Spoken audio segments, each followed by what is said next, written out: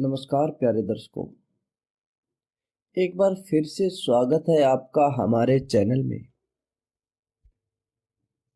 आज हम बात करने वाले हैं मन के बारे में। किसी साधक ने हमसे पूछा कि मन क्या है, इसका स्वरूप क्या है, इसे कैसे नियंत्रित कर सकते हैं।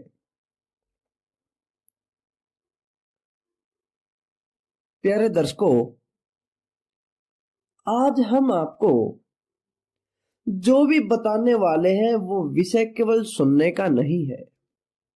ये सारी अनुभव की बातें हैं, अभ्यास की बातें हैं। अगर आप गहराई से इन सब पर काम करोगे तो आपको समझ में आ जाएगा कि मन क्या है। प्यारे दर्शकों, हर कोई कहता है कि मेरा मन बड़ा गंदा है। कोई कहता है कि मेरा मन तो पवित्र है।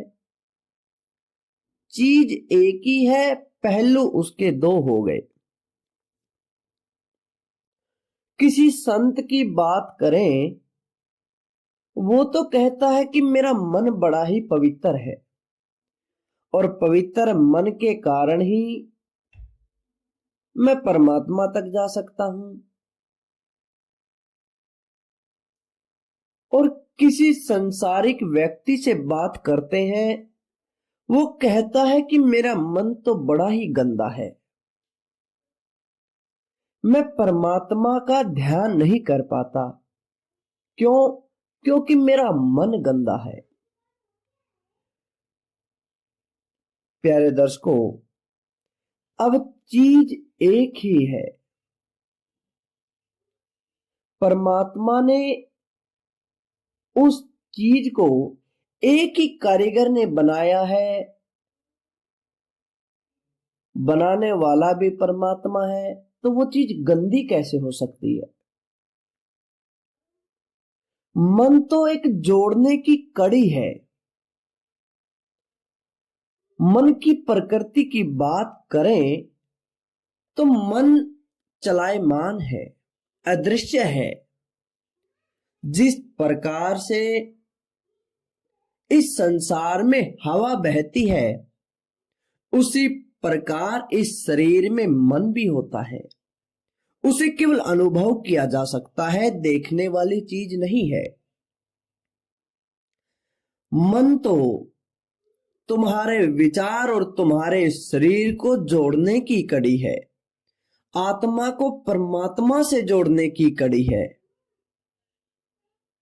इस मन को हर कोई चाहता है कि हम नियंत्रित करें, हम अपने कंट्रोल में लेकर आए, ताकि हम परमात्मा तक जा सकें। कुछ कहते हैं कि अगर मन ना होता तो हम परमात्मा तक पहुंच जाते, ये मन बड़ा पापी है। ये सब मिथ्या बात है। अब मुझे एक बात बताइए, जो चीज हमें परमात्मा तक लेकर जाती है वो चीज पापी कैसे हो सकती है? हम गहराई को नहीं समझ पाए हैं। ये संत महापुरुष हमें समझाते हैं, बताते हैं, हमें चेताते हैं, तभी जाकर हम उन चीजों का अनुभव कर पाते हैं। आज मन के सारे रहस्य हम आपके सामने खोलने वाले हैं। सबसे पहले आपके दिमाग में, आपके मस्तिष्क में कोई ख्याल उत्पन्न होता है, कोई विचार उत्पन्न होता है, वो चाहे सही है या गलत। अब उस विचार पर बुद्धि निर्णय करती है कि वो सही है या गलत। और वो विचार आपको कहां उठाकर लेकर गया? आपने विचार किया कि मुझे मथुरा जाना है। आपका विचार जो उठा, आपके मन ने उसको मान लिया कि वृंदावन जाना है, मथुरा जाना है। और उस मन के मानने से ही आपका शरीर चल पड़ा। गलती इसमें किसकी है? गलती उस मन की नहीं है, गलती उस विचार के उठने की है। जो लोग कहते हैं कि हमारा मन पापी है, मन पापी नहीं है, आपके विचार पापी हैं। जो लोग कहते हैं कि हमारा मन पवित्र है, मन तो सदा ही पवित्र था, लेकिन जब आपके विचार पवित्र हुए तो वो दर्पण बन के आपका मन भी आप में उसको पवित्र दिखाई देने लग गया।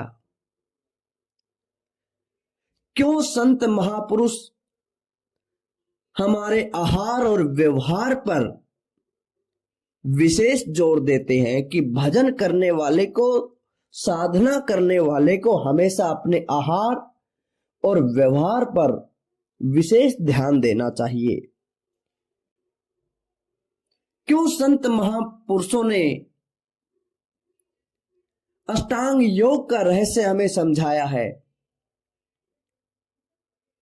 अब बात आती है, तुम कहते हो कि मन पापी होता है, मन नियंत्रित नहीं हो पाता, क्या करें? अगर आप गहराई से सोचो तो हमें कहीं न कहीं गलती कहां मिली कि हमारे विचार अशुद्ध हैं। अब आपको जो भी साधना बताई जाती है वो विचारों को रोकने की बताई जाती है। आप उस चीज को कंट्रोल में करना चाहते हो तो आपको सबसे पहले अपने आहार पर नियंत्रित करना पड़ेगा। आप चाहे दिन रात साधना में लगे रहो, लेकिन आपका आहार सही नहीं है तो आपका कुछ भी नहीं बन सकता। क्योंकि जो भी हम भोजन करते हैं उस भोजन से हमारे अंदर वृत्ति पैदा होती है। अगर हम शुद्ध भोजन करते हैं तो हमारे अंदर सतोगुण पैदा होते हैं। उस भोजन का अंश हमारे अंदर जाकर अच्छा रक्त बनाता है और उस अच्छी वृत्ति होने से हमारे विचारों में शुद्धता आती है और विचारों में शुद्धता आने से ही मन में शुद्धता आती है। तो इसके लिए सबसे पहले आपको चाहिए कि आप अपने आहार पर नियंत्रित करें। अगर आप अपने भोजन को नियंत्रित करते हैं तो आपका विचार शुद्ध हो जाएगा और विचार शुद्ध होने से तो मन शुद्ध हो ही जाएगा। ये ऋषि मुनि संत महापुरुष कोई पागल नहीं थे जो केवल फल आहारी रहते थे। आप जितना पका हुआ भोजन खाओगे उतनी आपकी वृत्ति तामसिक और राजसिक होती जाएगी। अगर आप चाहते हो कि हमारी वृत्ति सात्विक हो, अब कच्चा फल में और वृत्ति में और मन में इनका क्या संबंध? प्यारे दर्शकों, आपने देखा कि बहुत सारे संत केवल जल ग्रहण करते थे, बहुत सारे संत आहार को त्याग देते थे और कुछ खाते थे तो केवल फल। अब फल को बनाया उस प्रकृति ने, वो विचारहीन है, उसमें किसी प्रकार का कोई भाव नहीं है। अगर वो शुद्ध फल आप खाओगे तो उसका आपको शुद्ध विचार ही बनेगा। अब हम खाना खाते हैं, रोटी खाते हैं, सबसे पहले तो गेहूं बना, गेहूं का फिर आटा बना। उस आटे को जिस भी भाव से भिगोया गया, जिस भी भाव से उसको फिर हमने एक चपाती का आकार दिया, सोचने वाली बात है कि वो बनाने वाले के अंदर भाव क्या चल रहे हैं। और फिर उसके बाद अग्नि में उसे सेका गया। लेकिन सबसे बड़ी बात, जो उसे बना रहा है उसमें न जाने कितने ही ख्याल, कितने ही विचार उसके अंदर बन गए। और जब कोई उस भोजन को खाता है, जो मन में विचार खाना बनाने वाले के चल रहे थे, वही विचार जाकर खाने वाले के मन में जाएंगे। इससे हमारी बुद्धि पर असर पड़ेगा, हमारे विचारों पर असर पड़ेगा। नहीं तो मन को चलाने वाली तो आत्मा स्वयं। मन तो एक यंत्र है। जैसे हम पेन से लिखते हैं वैसे ही मन के द्वारा विचारों पर काम करते हैं। मन तो बड़ा ही सूक्ष्म है। अगर हम पेन लिखते हैं और हम बोल देते हैं कि इसमें अच्छा नहीं लिखा, तो उसमें पेन की क्या गलती, उसमें लिखने वाले का दोष है। गलत विचार होने पर मन को दोष नहीं देना है। दोष है तो तुम्हारे गलत विचारों का। गलत विचार क्यों आए? कि तुमने गलत आहार किया है, या फिर तुम्हारा गलत आहार की वजह से व्यवहार गलत हो गया है। जब तुम आहार पर नियंत्रण नहीं कर पाओगे तो तुम व्यवहार पर भी नियंत्रण नहीं कर पाओगे, और जब व्यवहार पर नियंत्रण नहीं होगा तो बुरे कर्म अपने आप होते जाते हैं। दोष हमारे विचारों का है। हमने अपने विचारों पर ही जोर देना है। जब हम कहते हैं कि साधना करते हैं, कुछ साधक कहते हैं कि ध्यान के समय बहुत सारे विचार उत्पन्न होते हैं। उस साधना का अर्थ क्या है? विचारों को रोकना। उसमें यह नहीं बोला कि तुम मन को दबाओ, मन को नहीं, विचारों को दबाओ, क्योंकि विचार दब गए तो मन तो अपने आप शांत हो जाएगा। जो जो विचार उत्पन्न होते हैं वहां वहां मन लग जाता है। लेकिन विचारों से आप ये नहीं कह सकते कि हमने बिल्कुल शून्य हो जाना है। ध्यान में एक परमात्मा का विचार करना है, और उस परमात्मा के विचार में मन लग जाएगा, उसमें तल्लीनता आ जाएगी। सिर्फ एक विचार, अनेक विचार नहीं। जब उसमें मन जाएगा तो वो परमात्मा की तरफ मुड़ना शुरू कर जाएगा। अब आप सब कभी नहीं कह सकते कि मन पापी है। नहीं, विचार पापी हैं। मन गंदा नहीं है, आपके विचार गलत हैं। कबीर साहब कहते हैं, कबीर मन पर्वत भया, अब मैं जान पाया जान, ताकि लागी प्रेम की निकसी कंचन खान। संत महापुरुषों की संगत में आने से हमारे विचार शुद्ध होते हैं, और विचार शुद्ध होने से मन शुद्ध हो जाता है, क्योंकि मन उन विचारों के साथ जुड़ा है। महापुरुष कहते हैं कि जब सतगुरु प्रेम नाम की जब संगत मिलती है तब विचार शुद्ध हो जाते हैं, और तब इस मन को सतगुरु प्रेम की ताकी लगा दी, और तब से ही ये मन कंचन की खान बन गया।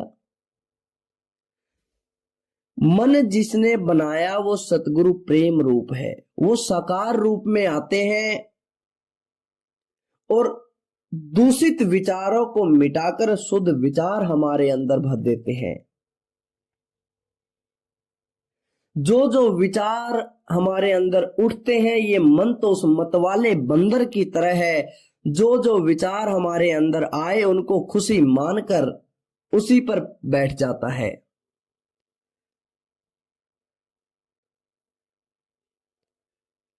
प्यारे दर्शकों, ये मन आपके विचार के साथ एक पल में देश से विदेश की सैर करा देता है। तभी तो संतों ने हमें कहा है कि अपने विचारों की पोटली को बांध लो। इसलिए उन्होंने हमें विचारों को वश में करने के लिए न जाने कितने ग्रंथों में भी फरमाया है कि विचार निर्मल कर लो कि तुम्हारा मन भी निर्मल हो जाएगा। तुम सिमरन ध्यान से अपने मालिक का रूप जान लो। जहां जहां तुम्हारे विचार जाते हैं, मन उनके पीछे पीछे दौड़ता जाता है। तो प्यारे दर्शकों, आप जान पाए कि मन क्या है। अरे मन तो एक केंद्र है, मन तो एक सेंटर है। मन तो आपके विचारों की डोरी में बंधा हुआ है। जैसे आपके विचार होंगे आपका मन भी वैसा हो जाएगा। मन का स्वरूप अदृश्य है। तो प्यारे दर्शकों, अगर आप और कुछ भी इसके अलावा जानना चाहते हैं तो आप कमेंट के माध्यम से या फिर नीचे डिस्क्रिप्शन में या कमेंट में दिए गए लिंक पर क्लिक करके अपनी जानकारी देकर आप हमसे अपने प्रश्न पूछ सकते हैं। तो दर्शकों, कैसी लगी आपको ये जानकारी? अच्छी लगी तो लाइक करें, शेयर करें और कमेंट करके हमें जरूर बताएं। धन्यवाद।